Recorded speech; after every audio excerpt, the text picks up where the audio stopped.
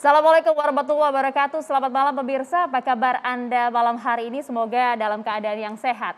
Ya, kita tahu bersama lah ya, belum selesai mengenai polemik kemarin yang sempat ramai juga, yaitu mengenai aturan jaminan hari tua atau JHT.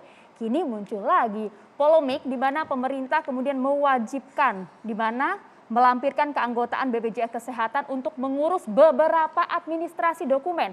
Sebut saja SIM, kemudian juga STNK, surat keterangan catatan kepolisian, kemudian juga jual beli tanah, bahkan hingga umroh dan juga haji.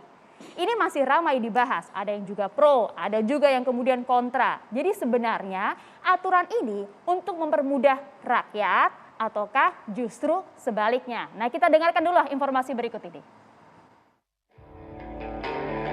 Peraturan beberapa kementerian yang mengacu kepada instruksi Presiden Impres nomor 1 tahun 2022 tentang optimalisasi pelaksanaan program jaminan kesehatan nasional menuai kritik dari berbagai pihak. Selain jual beli tanah, kartu BPJS juga wajib untuk mengakses layanan publik lainnya seperti pembuatan SIM, STNK hingga SKCK dan menjadi syarat bagi calon jemaah haji dan umroh. Banyak pihak beranggapan bahwa kebijakan ini tidak relevan dan mesti dicabut karena bersifat pemaksaan pada masyarakat. Jangan sampai mengejar target ini justru akan menyusahkan masyarakat kita, utamanya masyarakat yang tidak mampu. Sementara pemerintah dan pihak BPJS berkata beda.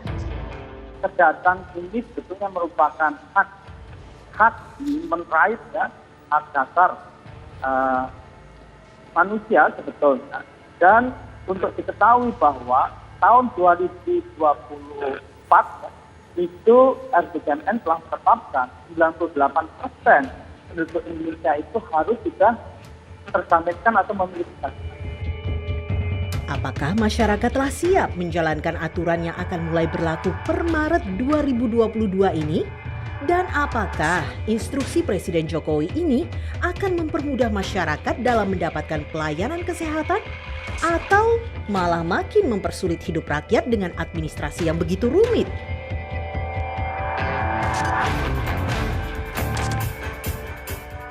Oke, menarik untuk kita bahas. Kalau begitu, saya akan perkenalkan dulu beberapa narasumber yang sudah hadir di meja perempuan bicara. Perempuan hebat semuanya yang ada di samping saya. Kalau begitu, saya perkenalkan dulu ada Mbak Devi Rahmawati, pengamat sosial.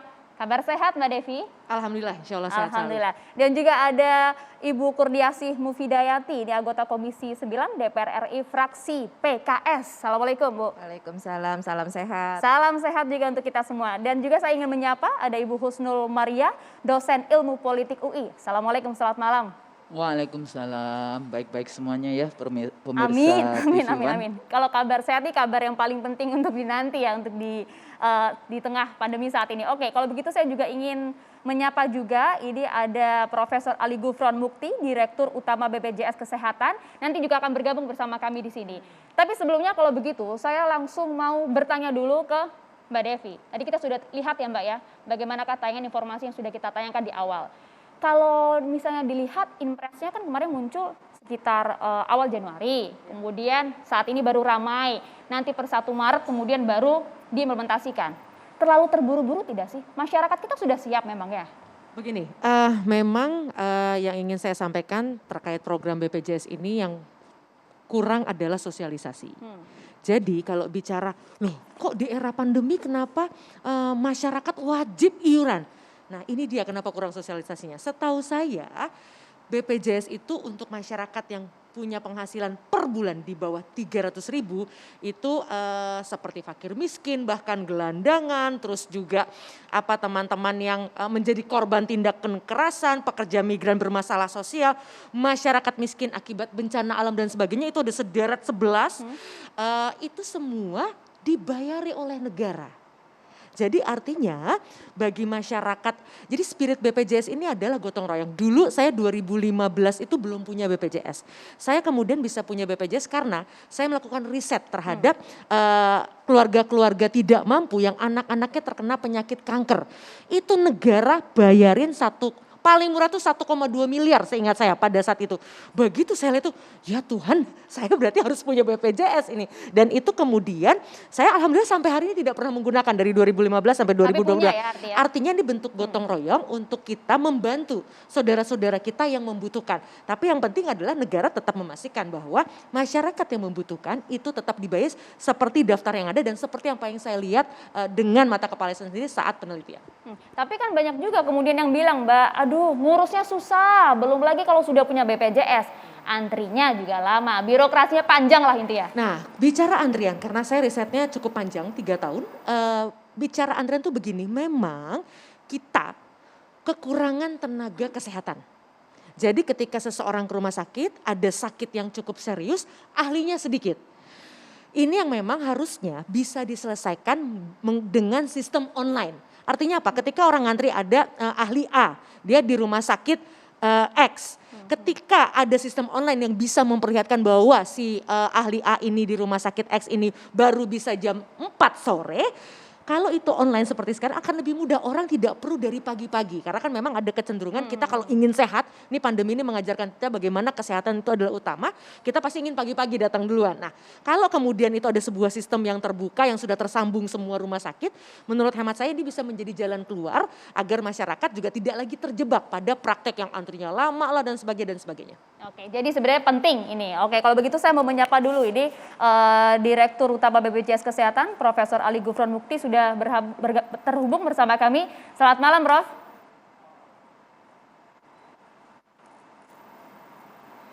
Oke, selamat malam. Kalau gitu kita tahan dulu, Prof. Nanti kita akan tanya-tanya. Tapi saya mau minta pendapat dari Bu Husnul terlebih dahulu. Bu, tadi katanya ini cukup penting sebenarnya meskipun memang sosialisasinya perlu ada catatan di sana. Anda setuju dengan hal ini?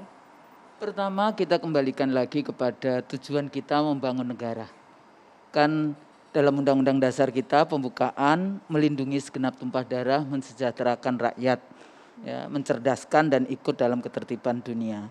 Nah, fungsi negara yang minimal itu adalah melayani untuk urusan kesehatan, pendidikan dan membuka lapangan pekerjaan. Sebenarnya itu minimal dari kalau kita bicara tentang welfare state. Nah, persoalannya dengan BPJS tadi dikatakan ada yang kelompok masyarakat gratis, ada yang model kayak saya dari sejak 87 saya jadi pegawai negeri kan, potong langsung sampai hari ini sekalipun saya belum pernah pakai askes. Sampai hari ini, ya. Tapi kenapa saya sempat pakai untuk kacamata, tapi itu bukan askes karena di FISIP itu ditambahi. Jadi ada lagi. Waktu itu saya nggak mau tanda tangan. Kenapa tanda tangan? Saya pertanyaan ini, saya harus tanda tangan untuk bagian administrasi memotong gaji saya lagi. Oh tapi itu dikasih fakultas, mana nggak ada tulisannya? Jadi artinya seandainya Anda bukan dosen, Anda mau ikut BPJS atau tidak, Bu? Saya udah ikut askes, ikut BPJS sejak 87, nggak pernah saya pakai. Ya. Dan yang ketiga adalah mandiri dalam konteks ini. Persoalannya di dalam konteks negara yang tadi itu tujuannya kita membentuk negara. Ini sebetulnya urusan public good atau commercial good. Kayak gitu loh. Jadi kalau public good, kewajiban negara minimal itu urusan masalah kesehatan dalam konteks itu. Jadi jangan, kita mau target 93% untuk memaksimalkan mengambil dana dari rakyat. Nah ini persoalannya is not only just BPJS. Tadi kan ya dana haji, dana taspen, dana COVID, dana hari tua, semuanya bersatu ini persoalannya. Jadi pertanyaannya, ada apa negara ini? Kita sudah fail state, negara yang gagal di dalam mengurus rakyatnya, atau kenapa? Kalau memang negara tidak mampu, kenapa bikin proyek-proyek mercusuar seperti IKN, yang kereta cepat dan sebagainya? Kenapa tidak memilih prioritas? Yang kedua lagi seperti negara administrasi. Jadi tadi kan katanya mau mengurus SIM, STNK, SKCK, tanah, jual beli tanah. semuanya. Padahal kan rakyat belum tentu semuanya mau asuransi. Karena ini ada orang yang punya prinsip asuransi ini dia bisa masuk ke riba dan ke judi kayak gitu ya bahasanya, bahasa ininya apa? Itu ada di dalam horor kayak gitu ya. Jadi ada apakah masuk riba? Kenapa masuk riba? Karena kalau yang umum mandiri, itu kan ada denda kalau Anda nggak bayar. Ya kan? Nah ini sebetulnya nanti Itu bisa prinsip sampai lah ya urusannya. kalau ada rakyat yang mau berprinsip melaksanakan sila pertama, ketuhanan yang Maha Esa sesuai dengan agamanya, kan jadinya gimana? Nah pertanyaannya adalah mari terbukalah transparansi yang kuat. Good governance itu salah satunya adalah transparan dan accountability. Ini untuk apa? Belum lagi kalau saya bicara bagaimana dengan TKI-TKI yang di luar. Karena di Malaysia aja ada 3,74 juta rakyat Indonesia yang di dalam kontrak itu ditaruh itu wajib untuk bayar BPJS.